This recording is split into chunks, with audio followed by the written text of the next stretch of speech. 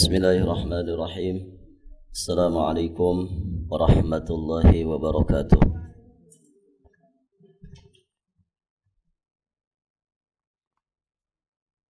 Innal hamdalillah nahmaduhu ta'ala wa nasta'inuhu wa nastaghfiruh wa nastahdihi wa natubu ilaih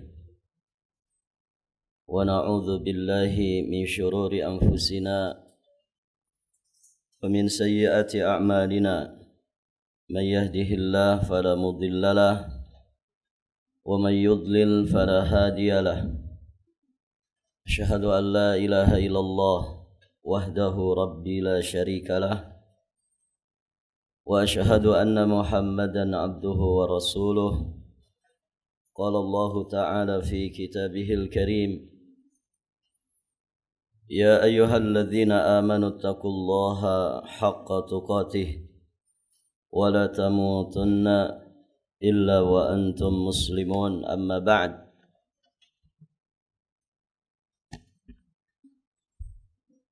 اللهم علمنا ما ينفعنا وانفعنا بما علمتنا وزدنا من علمك وكرمك وجودك يا ذا الجلال والإكرام إنك على كل شيء قدير وبالإجابة جدير اللهم إنا نسألك علما نافعا ورزقا طيبا وعملا متقبلا اللهم إنا نسألك العفو والعافية والسلامة في الدنيا والآخرة. Para umahat wa akhwat fillah rahimani wa rahimakumullah. Alhamdulillah, kita bersyukur kepada Allah Subhanahu wa taala pada kesempatan pagi hari yang berbahagia ini. Alhamdulillah, Allah mempertemukan kita kembali di majelis ini setelah tertunda dalam waktu yang cukup lama. Semoga apa yang sudah kita lewati menjadi ibrah bagi kita semua untuk selalu meningkatkan kualitas diri kita di hadapan Allah Subhanahu wa taala. Ibu-ibu yang dirahmati Allah, sebagaimana yang direncanakan, insyaallah kita akan melanjutkan pelajaran kita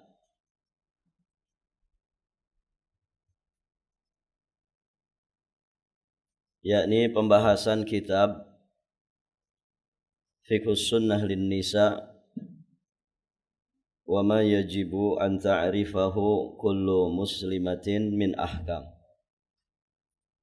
karya Asy-Syaikh Abu Malik Kamal bin As-Sayyid Salim hafizahullahu ta'ala wa ra'ah.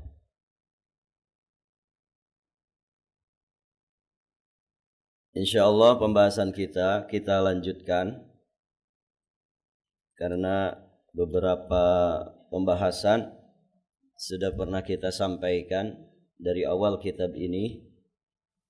Berikutnya kita akan masuk melanjutkan pembahasan sunan ghair rawatib, salat sunnah selain dari salat sunnah rawatib. Yang pertama yang sudah dibahas adalah salat witir. Kemudian yang kedua, nah ini pembahasan kita, yakni salatul lail atau juga disebut dengan qiyamul lail, juga disebut dengan tahajud. Kalau dikerjakan di bulan Ramadan lebih dikenal dengan istilah salatut tarawih. Ibu-ibu yang dirahmati Allah, dikatakan oleh muallif di sini, qala hafizahullahu taala, ya ukhtil muslimah, wahai saudariku muslimah, ketahuilah bahwa salat malam itu sunnah yang sangat dianjurkan. Dia adalah syiarnya orang-orang salih dan salah satu keistimewaan terpenting dari orang-orang yang bertakwa. Jadi di antara ciri soleh, di antara ciri orang itu baik adalah dia gemar melakukan sholatul lail, salat yang lebih utama dari sekian banyak salat-salat sunnah. Dia adalah salat yang paling utama setelah salat fardu 5 waktu. Jadi levelnya salat lail itu di bawahnya salat fardu 5 waktu. Jadi seberapa besar pun keistimewaan dari sholatul lail, tetap saja kedudukannya di bawah sholat fardu 5 waktu. Dan satu kaidah yang sering disampaikan oleh para ulama bahwa amalan sunnah tidak boleh mengalahkan amalan wajib. Maksudnya apa? Silahkan semangat sholat tahajud, tapi jangan sampai mengalahkan sholat subuh. Jangan gara-gara tahajudnya 2 jam, 11 rakaat, dapat 2 juz, tapi sholat subuhnya terlewat, sholat subuhnya kesiangan, atau sholat subuhnya ngantuk, ya tidak sadar dengan apa yang dibaca. Nah, ini tidak boleh terjadi. Salat malam itu sunnah, sedangkan salat subuh wajib. Maka salat sunnah tidak boleh mengalahkan salat wajib. Yang lebih mengerikan, ada orang salat tahajud tapi tidak salat subuh. Nah, ini dalam bahasa para ulama, mereka itu orang-orang yang magrur, orang-orang yang tertipu. Maka ini harus diperhatikan. Ibu-ibu yang dirahmati Allah. Jadi salatul lail itu sunnah muakkadah, sunnah yang sangat dianjurkan. Dia syiarnya orang-orang saleh dan salah satu keistimewaan terpenting dari orang-orang bertakwa. Allah berfirman di surat Az-Zariyat ayat 15 sampai 19. Innal muttaqina fi jannati wa uyun.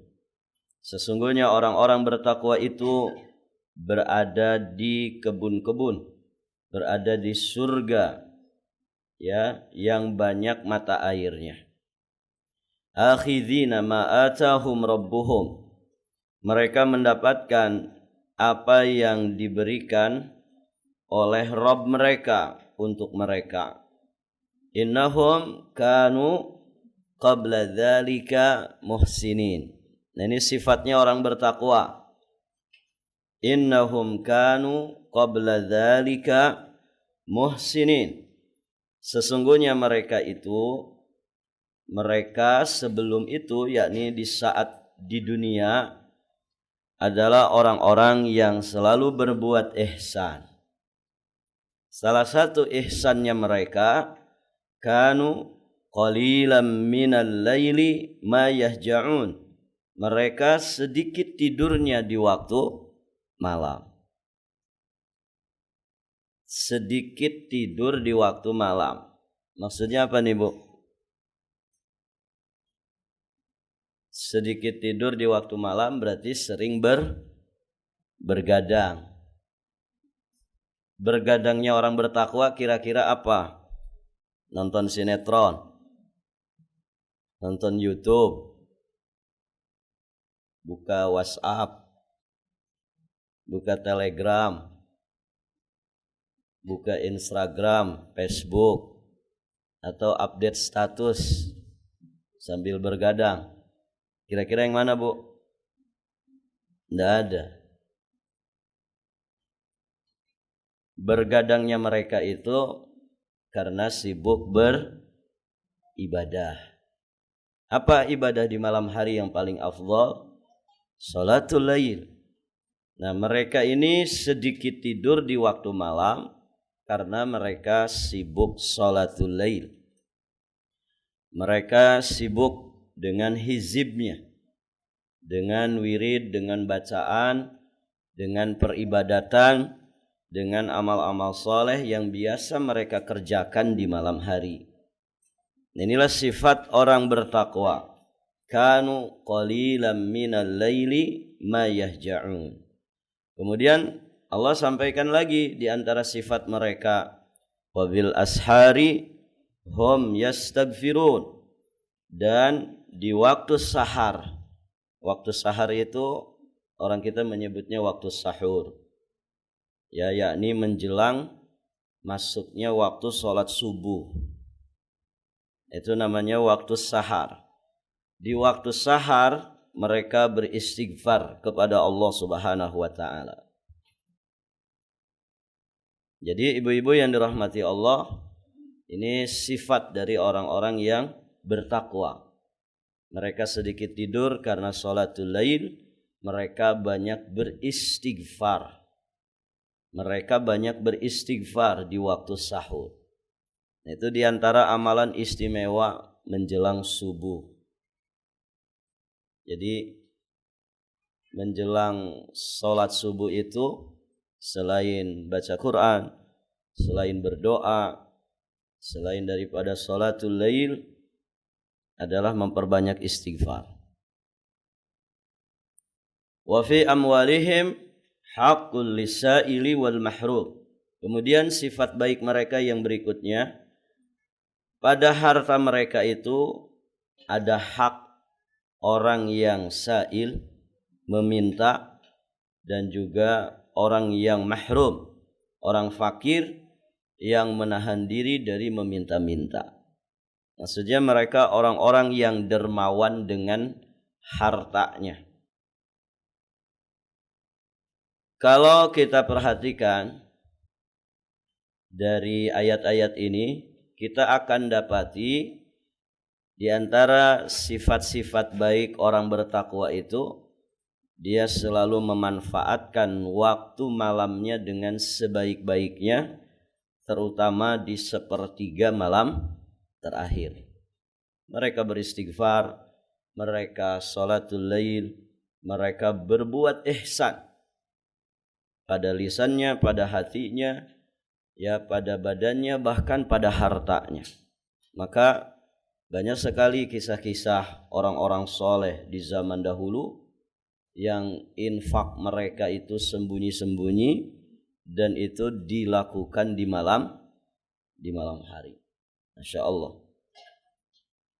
Kalau orang-orang soleh zaman dulu, betulan ya, infak itu dipanggul, dipikul. Kalau mereka mau infak sembako, mereka pikul itu sembakonya di malam hari, disimpan di depan rumahnya orang-orang fuqara dan masakin. Banyak sekali para pemimpin kaum muslimin, ya, para khalifah, yang mereka itu sering sedekah makanan pokok di waktu malam tanpa sepengetahuan siapapun, baru diketahui setelah meninggalnya. Nah ini Masya Allah. Ya kalau zaman sekarang mungkin tidak usah repot begitu. Ibu-ibu di sini, di HP ibu pasti ada namanya apa? Mobil banking. Betul ibu? Di dalam HP kita ada mobil, namanya mobil banking. Ya ibu. Nah itu menjelang sholat subuh atau di sela-sela tahajud bisa transfer. Ya. Kemana? Oh banyak. Mau ke masjid kah? Mau ke pesantren kah? Mau ke lembaga-lembaga sosial untuk kepentingan dakwah dan lain sebagainya. Itu bisa dilakukan rutin tiap menjelang subuh. Mungkin 50.000, ya tergantung kondisi kita masing-masing. Gitu ya. 50.000 itu kan sekarang ini secangkir kopi aja. Ya. Ya enggak Ibu? Oke, Ibu beli kopi-kopi zaman sekarang itu. Masya Allah secangkir ada yang 60.000, 70.000. Baik, ibu-ibu yang dirahmati Allah. Nah, itulah orang-orang bertakwa. Dan syahidnya, poinnya pada kalimat kanu qalilan minal lail ma yahja'un wa bil ashari hum yastaghfirun. Nah, ini diantara keistimewaan salatut tahajud, bahwa mereka menjadi sifatnya orang-orang bertakwa yang dipuji oleh Allah Subhanahu wa taala. Dan mereka dinyatakan ada di surga-surga, di taman-taman yang penuh dengan mata air. Kemudian di antara kedudukan yang lain dari salatul lail bisa dilihat pada sabda Nabi sallallahu alaihi wasallam, hadis yang sahih, derajatnya hasan, dihasankan oleh Imam Al-Albani dalam Sahihul Jami'.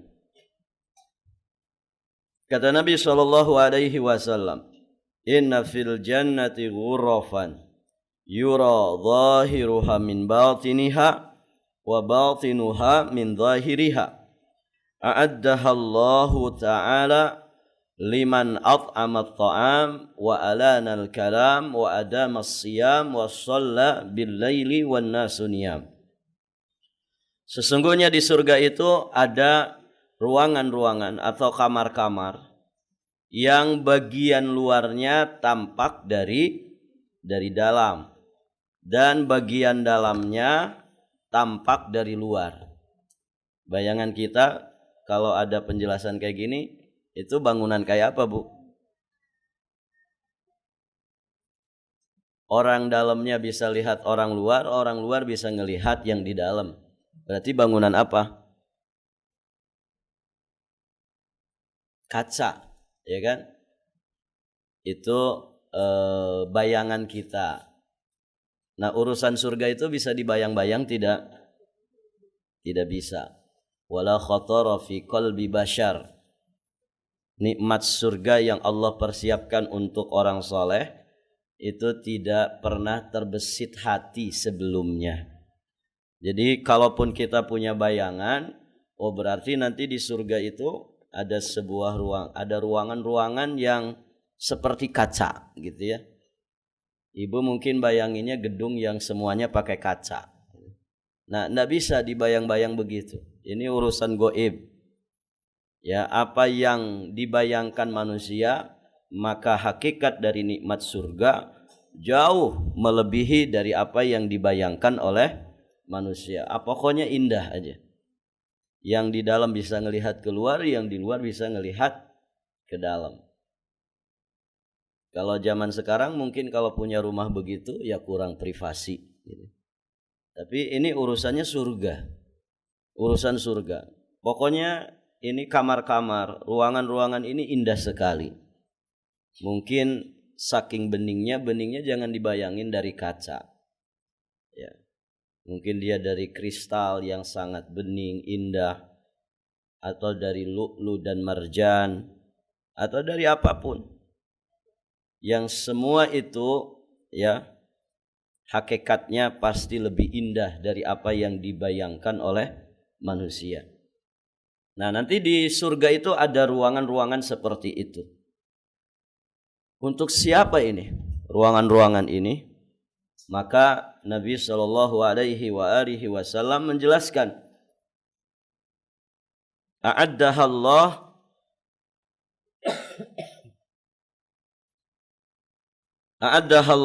ta'ala liman at'amat ta'am. Allah Subhanahu wa taala telah mempersiapkannya untuk orang yang suka memberi makanan. Ini yang pertama yang akan mendapatkan kamar-kamar yang indah tadi.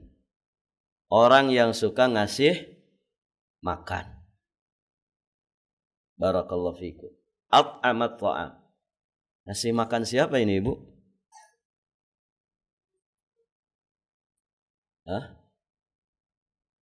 Ngasih makan orang yang berhak dikasih makan.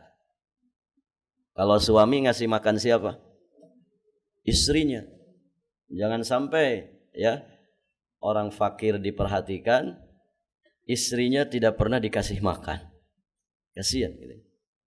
Kurus, kering, ya. Langsing banget.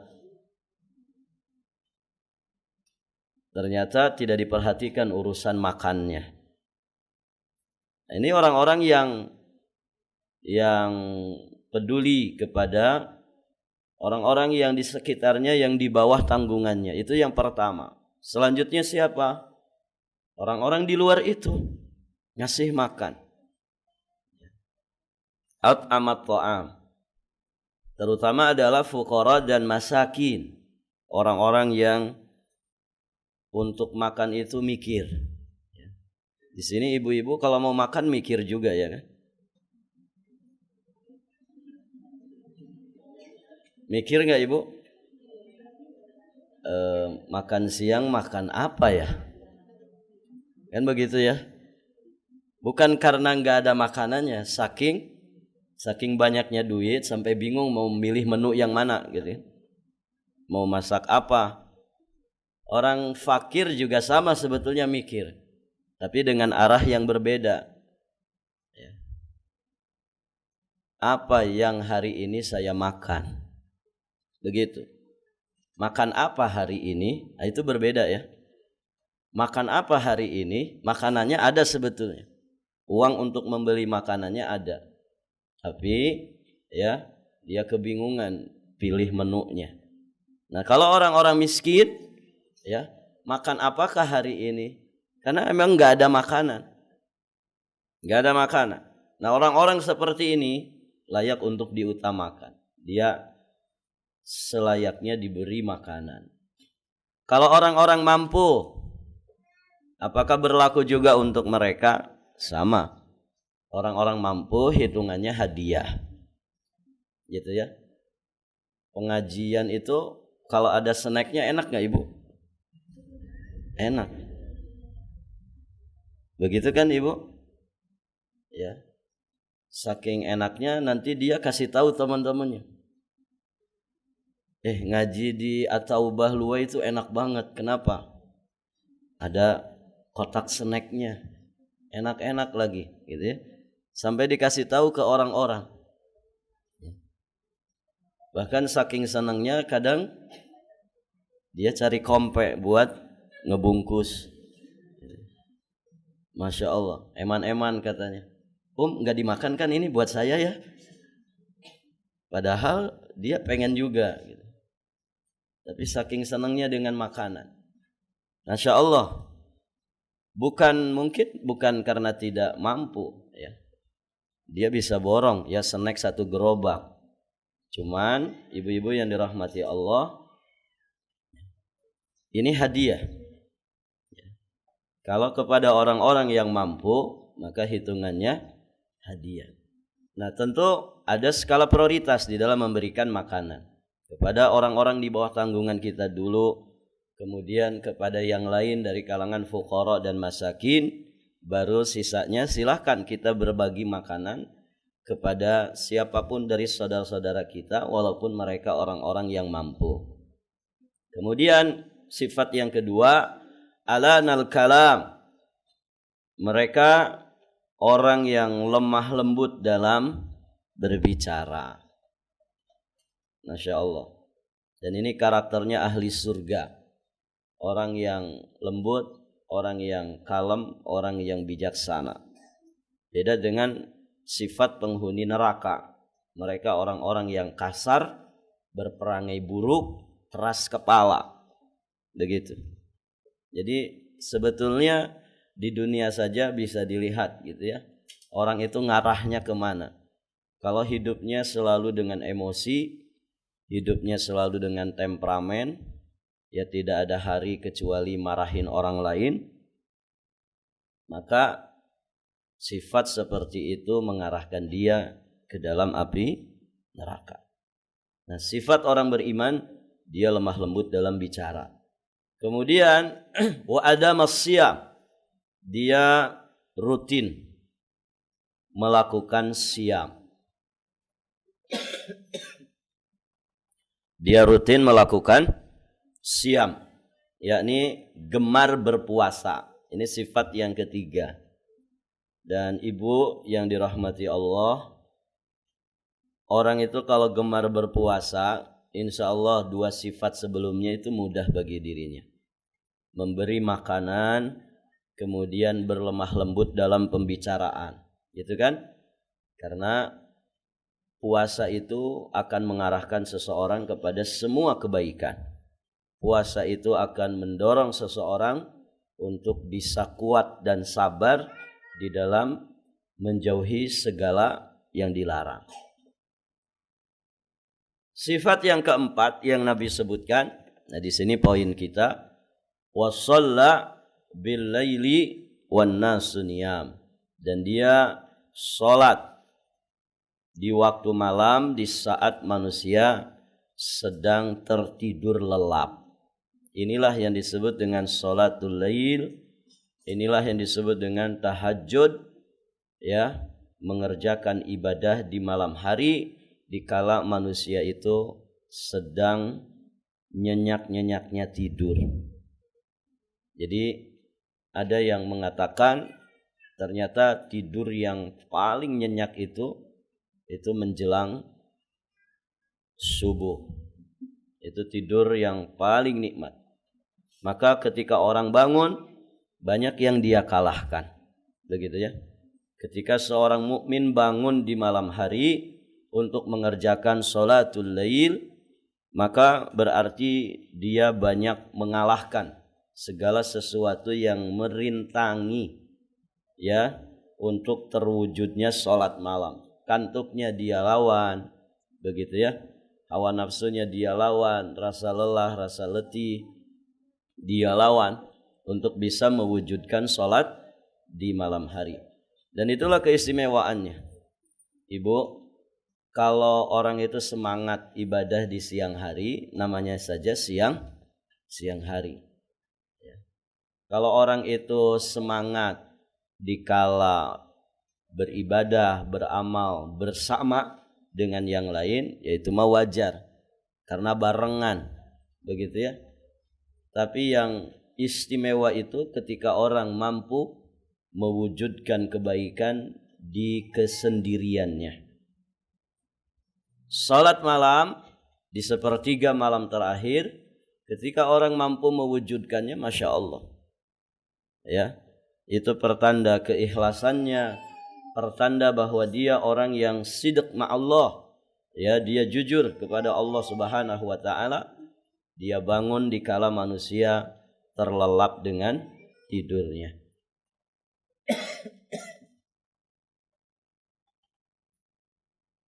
Berikutnya itu dua dalil, satu dari Al-Quran dan Sunnah, satu dari Sunnah, berkaitan dengan kedudukan dan keistimewaan dari sholat malam. Tentu bukan dua dalil ini saja, banyak sekali kalau mau kita bahas dan disampaikan oleh para ulama tentang bagaimana keistimewaan sholat di malam hari. Berikutnya kita akan membahas tentang waktu pelaksanaan sholat malam. Sholat malam itu boleh dikerjakan di awal malam, di pertengahan malam, juga boleh di penghujung malam. Cara ngitungnya bagaimana, Ibu? Ngitung malam itu dari kapan?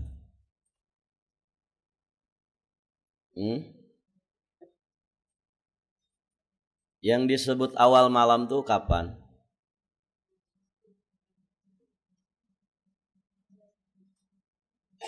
Ya, malam itu maksudnya adalah dari mulai terbenamnya matahari sampai terbitnya sampai terbitnya fajar. Itu yang disebut malam.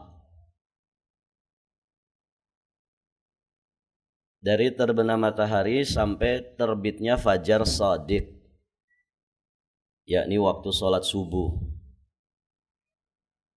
Kalau sudah terbit fajar shadiq, namanya bukan malam lagi itu. Namanya apa? Subuh. Thayyib. Nah, itu batasannya. Kalau hitungan jam, ya tentu berbeda-beda. Tergantung kapan masuk waktu maghrib dan kapan masuk waktu isya. Di sebagian negara yang punya musim dingin, itu terkadang waktu malamnya begitu panjang. Jadi 5:30 sore sudah terbenam matahari. Baru fajar shadiqnya muncul di jam 6 pagi. Berarti jam 6 masih gelap. Malamnya panjang. Kenapa? Musim dingin. Ada yang siangnya yang panjang. Itu kalau musim panas. Di sebagian negara begitu. Jam 9 malam seperti jam 4 sore. Padahal sudah jam 9 malam. Mataharinya panjang. Malamnya sedikit. Nah, kita bersyukur ada di Indonesia. Letak negara kita itu strategis banget. Dan waktu-waktu sholat itu pas banget. Sehingga ini memudahkan kita untuk mengetahui waktu-waktu. Nah, di kita rata-rata sholat maghrib itu jam 6. Sholat subuh jam 5. Berarti ada waktu sekitar 11 jam. 11 jam. Nah, dari situlah kita bisa memahami 3 bagian dari malam. Awal malam, pertengahan malam, dan sepertiga malam terakhir. Nah, sholat lail dikerjakan di awal malam, maksudnya dari ba'dal isya. Bukan ba'da maghrib, tapi ba'dal isya. Itu yang dimaksud awal malam. Dan di situ juga waktu awal tidur yang biasa dikerjakan oleh Nabi. Ibu tidur jam berapa, Bu?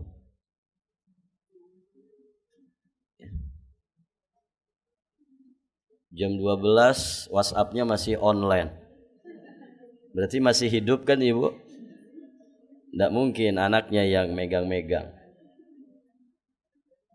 Lihat WhatsApp jam 12 malam, WhatsApp temannya, masih online. Berarti masih hidup dia, masih nyala.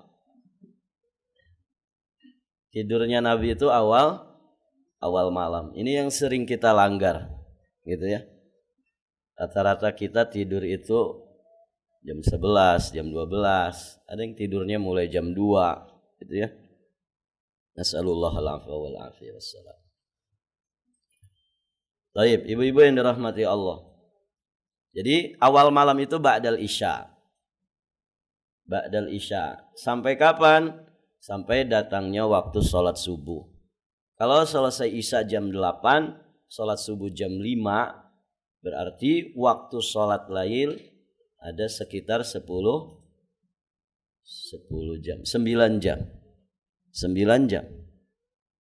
Dalam rentang waktu 9 jam ini kita boleh mengerjakan sholat malam. Mau di awalnya, mau di tengahnya, atau di penghujungnya. Namun, yang paling utama adalah mengakhirkan pelaksanaan sholat malam itu sampai sepertiga malam terakhir. Berarti ya dari jam 2, sekitar itulah. Dari jam 2 sampai datangnya waktu sholat subuh. Kenapa? Ini yang paling istimewa, karena ini yang sering, waktu ini yang sering digunakan oleh Nabi untuk sholatul lail. Dan di sepertiga malam terakhir pula turunnya Allah Subhanahu wa taala ke langit dunia. Dan Allah Subhanahu wa taala berfirman, "Man yad'uni fa astajiba lahu, man yas'aluni fa'utiyahu, man yastaghfiruni fa'aghfir lahu." Siapa saja yang berdoa kepadaku, maka aku pasti akan mengabulkannya.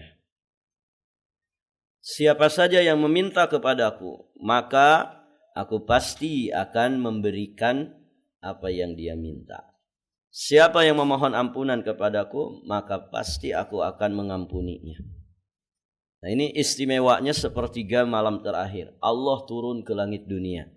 Ibu, hadis ini sering dipakai oleh sebagian orang untuk menolak sifat Allah. Ya. Sebagian orang ada yang tidak yakin dengan turunnya Allah ke langit dunia. Katanya kalau Allah itu turun di sepertiga malam terakhir, kapan naiknya? Begitu sebagian orang. Kapan naiknya? Kenapa? Karena waktu di negara ini kan beda-beda. Sekarang di Papua jam berapa, Bu? Jam 9.22. Beda 1 jam. Di Jakarta jam 7.22. Di Saudi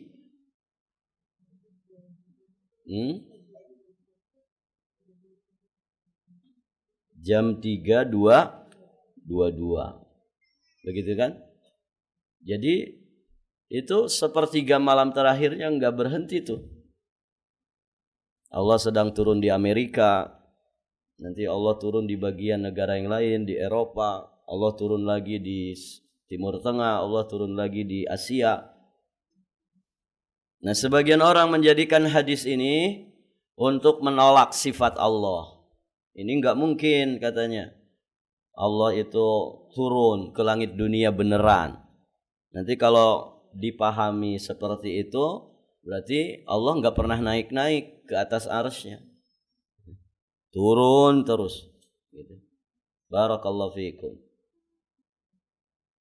Apa benar seperti itu, Ibu? Jelas, yang seperti ini penyimpangan. Dia tidak memahami kaidah, memahami asma dan sifat. Kalau kita bicara tentang sifat Allah, maka yang kita bahas berarti kan tentang Allah. Jangan membahas seperti turunnya manusia. Ya. Kalau kemudian dipahami seperti turunnya manusia, ya iya. Enggak akan pernah ketemu. Enggak akan pernah bisa diimani itu sifat Allah.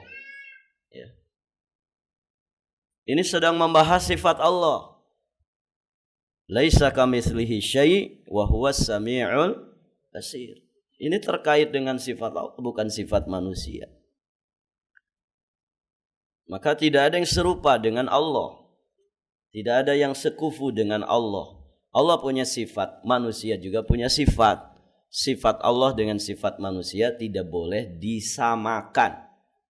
Tinggalkan dulu sifat-sifat manusia. Kalau kita sedang membahas sifat-sifat Allah. Nah, itu ibu-ibu yang dirahmati Allah. Ahli sunnati wal jamaah mengimani seluruh asma dan sifat Allah sesuai dengan kemahaagungan, sesuai dengan kelayakan Allah sebagai Rabbul Alamin. Dan kita tidak menolaknya, tidak mengingkarinya, tidak menyamakannya dengan sifat-sifat makhluknya. Kita imani. Kalau Allah dikatakan turun ke langit dunia, kita imani. Turunnya bagaimana? Jangan disamakan dengan turunnya manusia. Karena Allah tidak pernah menjelaskan bagaimana cara Allah turun. Kaifiatnya tidak dijelaskan. Kewajiban kita itu beriman. Maka imani Allah itu turun ke langit dunia di sepertiga malam terakhir.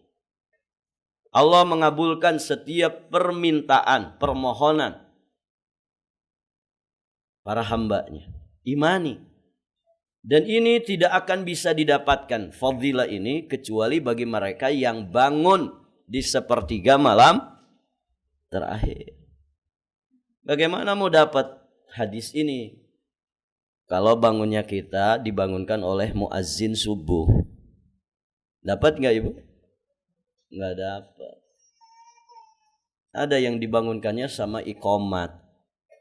Gitu. Masih rada mending. Ada yang dibangunkannya sama kokok ayam pas terbit matahari. Begitu. Jadi poinnya adalah bangun di sepertiga malam terakhir supaya kita dapat fadilah ini. Barakallahu fiikum. Baik, ibu-ibu yang dirahmati Allah. Itu ya tentang waktu pelaksanaan sholat malam. Pokoknya dari ba'da isya sampai datangnya waktu sholat subuh. Yang paling afdolnya adalah sepertiga malam terakhir. Ustaz boleh ba'da isya langsung? Boleh, silahkan. Ya. Tapi kalau ibu orang yang tipenya kuat bangun di sepertiga malam terakhir, pilih waktu sepertiga malam terakhir. Tapi kalau kita khawatir tidak bisa bangun ba'da isya, tidak masalah. Sebelum tidur kita sholat malam dulu. Nah demikian. Berapa jumlah rakaat sholat malam itu? Jumlah minimalnya adalah 1 rakaat. Boleh 1 rakaat. Ya witir saja berarti kan witir juga bagian dari sholat malam. Maksimalnya berapa? Maksimalnya tidak ada batasan. Tidak ada batasan maksimal dari sholat malam. Berarti 21 rakaat boleh? Boleh. 41 boleh? Boleh. 1001 boleh? Boleh. Tidak ada batasan.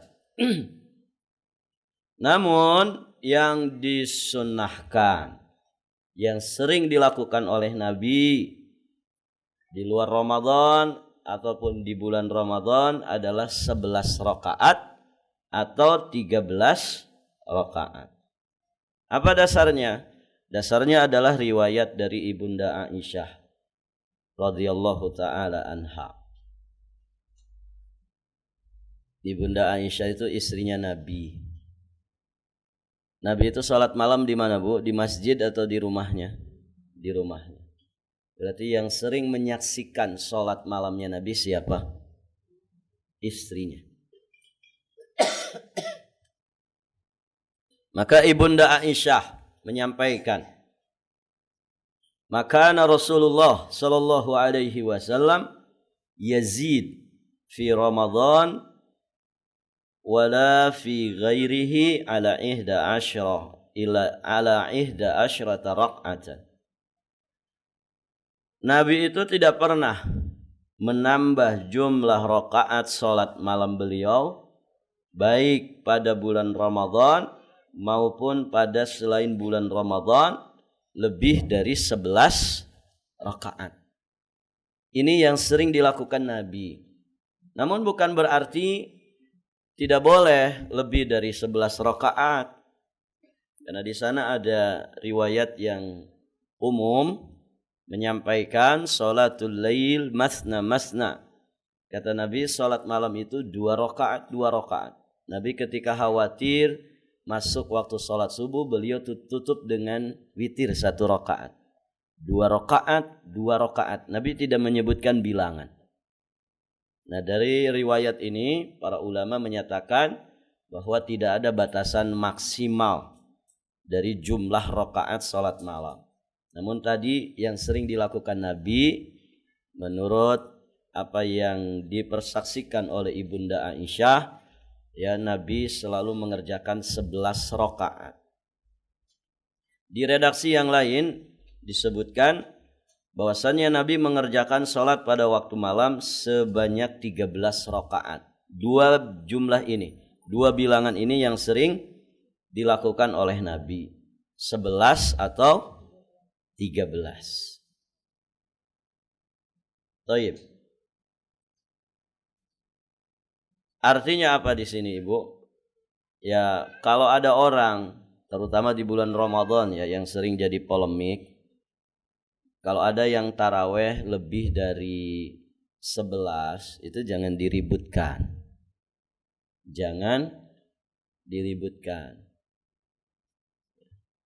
Kalau misalkan ada kekurangannya itu yang dinasehatkan. Contoh misalkan kurang tumaknina. Nah, sasar itunya.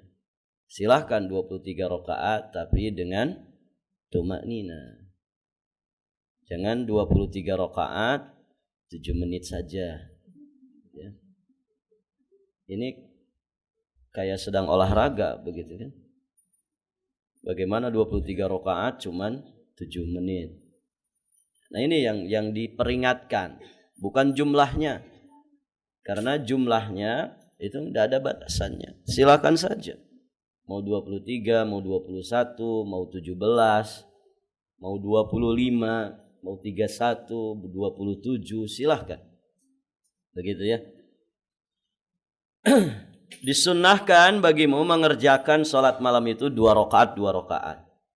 Lalu setelah itu mengerjakan sholat witir. Sesuai dengan penjelasan yang sudah dipaparkan di pembahasan sebelum ini. Taib, ibu-ibu yang dirahmati Allah. Jadi pelaksanaannya 2 rakaat itu insya Allah yang lebih afdal. Walaupun ada riwayat yang mengatakan 4 rakaat sekali salam. Begitu ya. Namun para ulama menyatakan yang afdal adalah 2 rakaat. 2 rakaat salam, 2 rakaat salam. Taib. Ibu-ibu yang dirahmati Allah. Berikutnya kita akan membahas tentang adabu salat al-lail. Beberapa adab terkait dengan salat malam.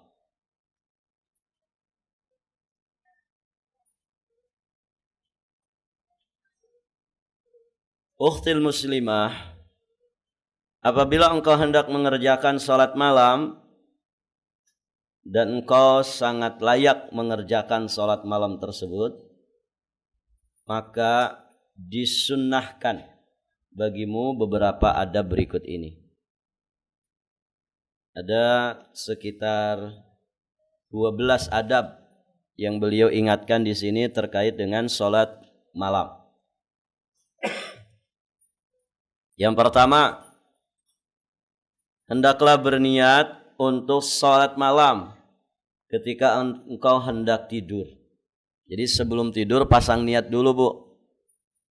Pasang niat untuk apa? Untuk bangun salat malam. Coba deh dipraktekkan. Alhamdulillah saya beberapa kali mempraktekkan, berhasil. Ya Allah, saya pengen tahajud. Setengah jam aja sebelum waktu sholat subuh saya pengen bangun. Begitu, pasang niat di hati. Ya Allah, pengen bangun jam 4. Jangan sekedar niat ya, tapi niat itu diikuti dengan beberapa ikhtiar. Mungkin ibu pasang beker, begitu ya. Beli jam beker yang bunyinya nyaring banget ya. Kalau merasa kurang HP, pakai jam beker HP. Ibu punya 2 HP, pasang semuanya. Jadi 3 tuh. Pasang lagi jam beker yang berikutnya. Siapa? Suami. Mas, kalau nanti bangun duluan, tolong bangunkan saya. Saya sudah niat nih bangun jam 4. Begitu. Insya Allah bangun tidak ibu? Insya Allah bangun. Kalau kita niat di awal, itu insya Allah bangun. Ya, dengan beberapa perangkat tadi yang kita ikhtiarkan.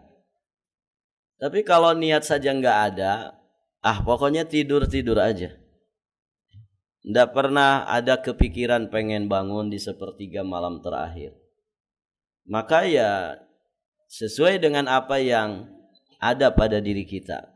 Kalau niatnya tidak ada, maka tidak akan bangun. Tidak akan bangun. Pasti bangunnya pas subuh saja.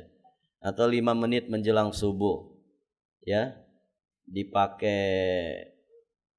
menstabilkan badannya saja sudah habis 5 menit. Kan ada begitu, orang tidur kan tidak langsung bisa ke WC.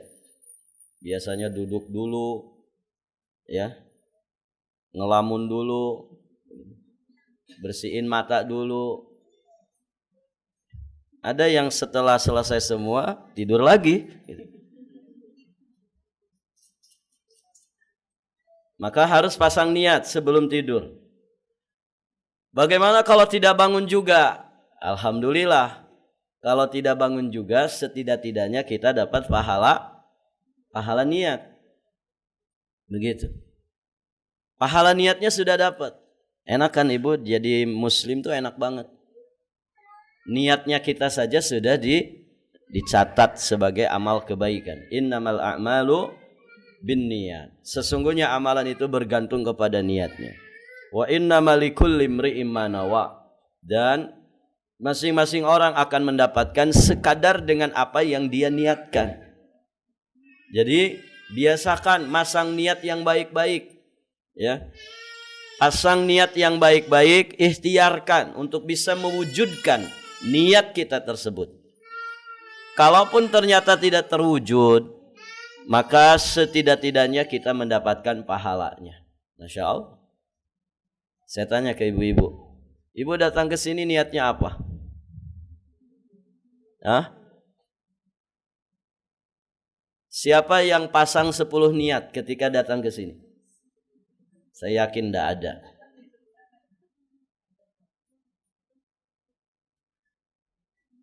Ada nggak ibu? Paling banter 3. Satu niat tolabul ilmi. Yang kedua niat ketemuan sama teman. Yang ketiga niat mau nganter barang.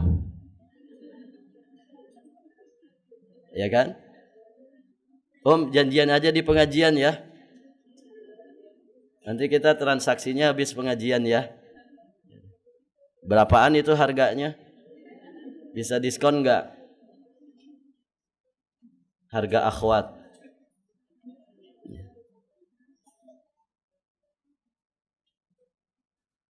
Barakallahu fikum. Ibu pasang niat yang baik-baik. Datang ke sini, ya Allah saya pengen tolabul ilmi. Ya Allah nanti saya di masjid itu 1 jam.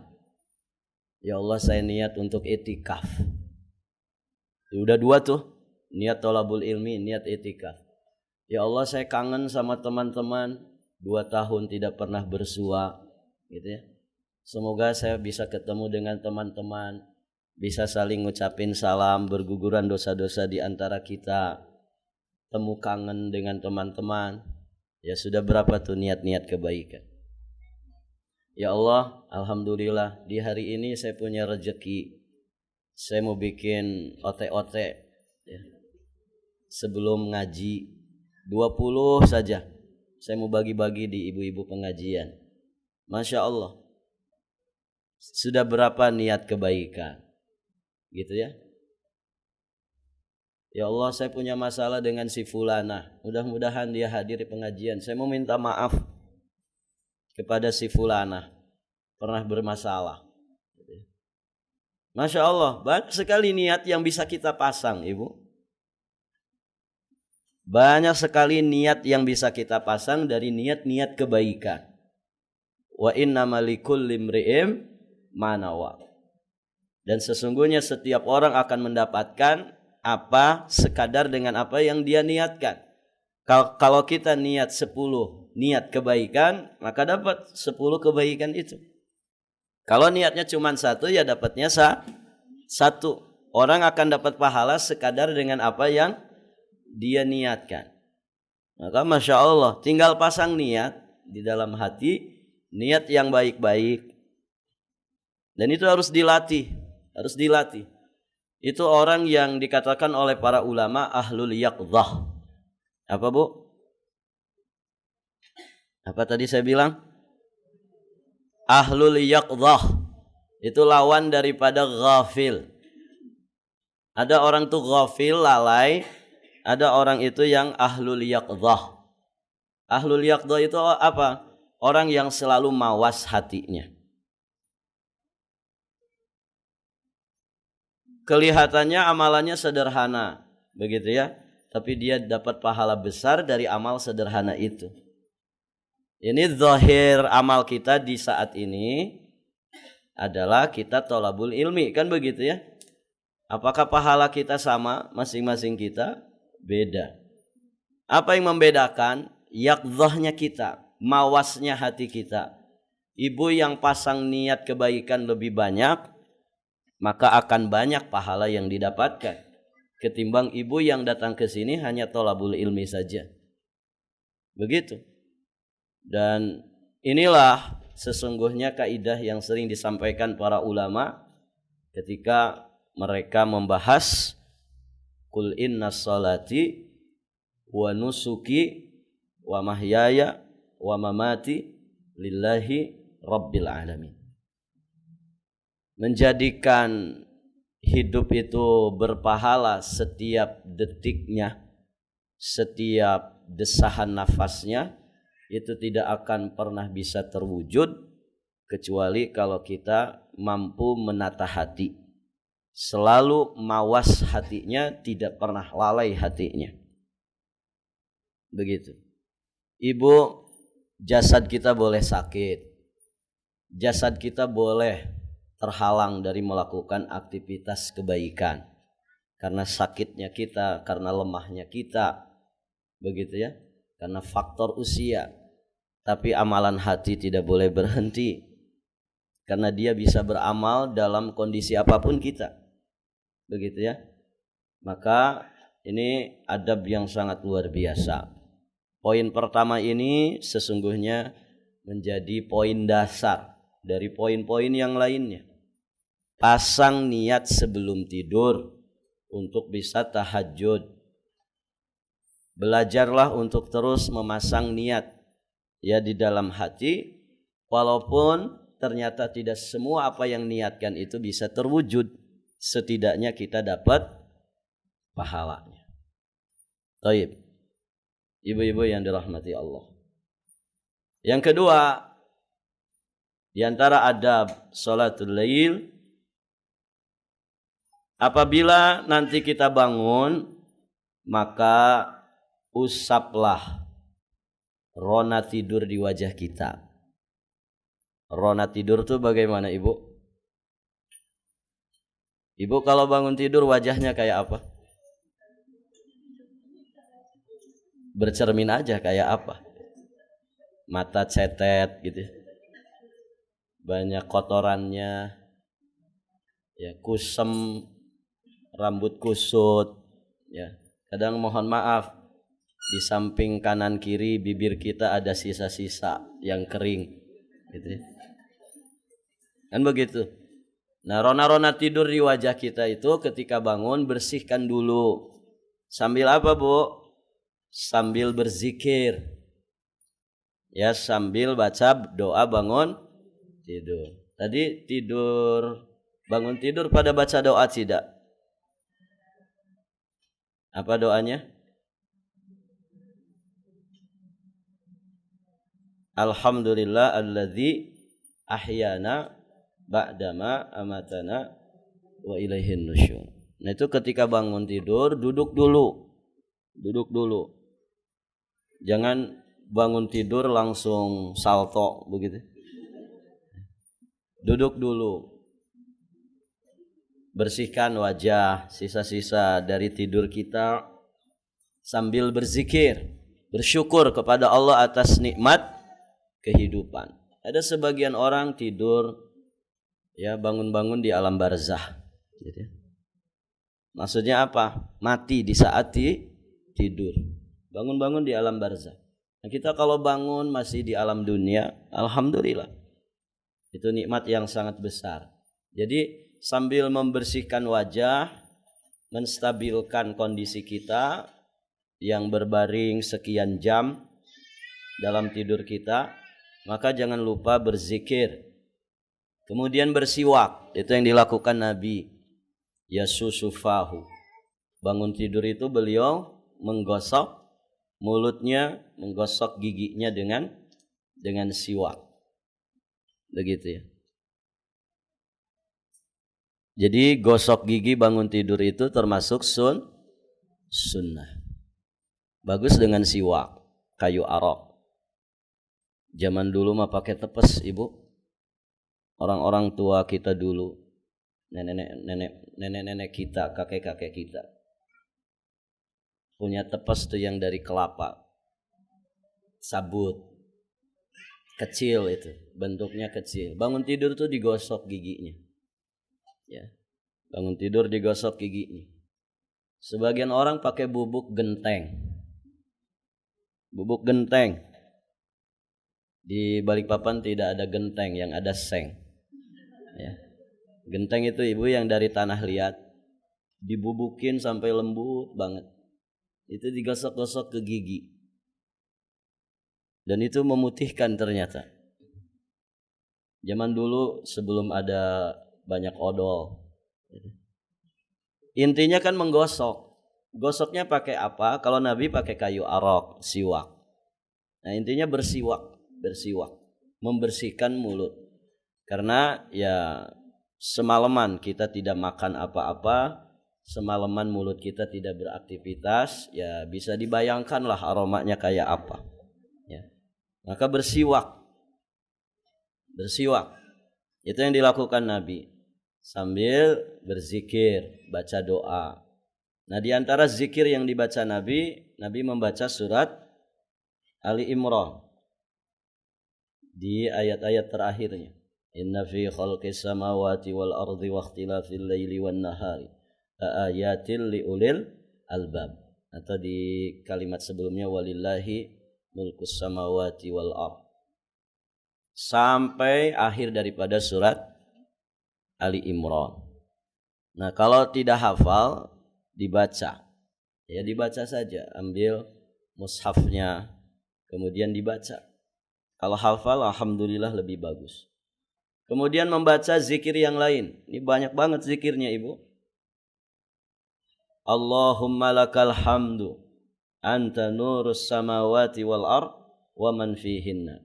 Walakal hamdu anta qayyimus samawati wal ard wa man fihinna. Walakal hamdu laka mulkus samawati wal ard wa man fihinna. Walakal hamdu anta malikus samawati wal ard wa man fihinna. Walakal hamdu antal haq wa wa'dukal haq wa liqa'uka haq wa qawluka haq wal jannah haq wan nar haq wan nabiyyuna haq wa Muhammadun sallallahu alaihi wasallam haqqun was sa'atu haq. Allahumma laka aslamtu wa bika amantu wa alaika tawakkaltu wa ilaika anabtu wa bika khasamtu wa ilaika hakamtu faghfir li ma qaddamtu wa ma akhartu wa ma asrartu wa ma a'lantu antal muqaddim wa antal muakhir la ilaha illa anta wa la haula wa la quwata illa billah. Saya yakin dari sekian banyak ibu-ibu di sini pasti ada yang belum pernah baca ini seumur hidupnya di saat bangun tidur. Betul Ibu? Ya kan? Bangun tidur seumur hidup Ibu. Siapa yang paling sepuh, Bu? Ada yang sudah kepala 6? Ada enggak yang sudah kepala 6 dalam waktu 60 tahun itu pernah sekali aja baca zikir ini bangun tidur? Nah, berarti tinggal dipraktekkan ya. Coba dipraktekkan. Ini hari apa? Hari Selasa. Nah, nanti Ibu tidur di malam hari. Ini buku ini simpan di dekat kasur. Ya. Bangun tidur buka, Ibu baca. Sekali saja dulu coba. Masa sudah 60 tahun zikir ini belum pernah dibaca? Walaupun sekali seumur hidup. Baca. Ustadz kan sudah bacaan yang tadi. Alhamdulillahilladzi ahyana ba'dama amatana wa ilaihi nusyur. Ya, itu juga bagus kalau Ibu baca. Ada nasihat para ulama, Kalau ada sunnah itu bermacam-macam dalam satu waktu, dalam satu keadaan, setidak-tidaknya kita pernah mengamalkan walaupun seumur hidup sekali. Ya. Walaupun seumur hidup sekali kita pernah mengamalkan sunnah itu. Contoh ya, bacaan sholat itu, bacaan ruku itu bisa ada 5 model. Nah, kerjakan itu ibu, walaupun sekali. Kita tahu ya ada yang favorit untuk kita gitu. Subhana rabbiyal azim 3 kali. Subhana rabbiyal a'la 3 kali. Karena itu yang paling simpel. Tapi bukan berarti bacaan yang lain tidak dibaca. Baca. Di satu sholat, di beberapa sholat kita baca bacaan-bacaan yang lain. Untuk apa? Untuk dikatakan kita mengamalkan seluruh sunnah Rasul. Nah begitu. Nah ini zikir-zikir ini juga dibaca. Siap ibu dipraktekkan ibu? Bangun tidur ya. Kalau belum hafal, buka saja bukunya. Duduk dulu. Ya baca. Nyalain dulu lampunya. Ambil dulu kacamatanya.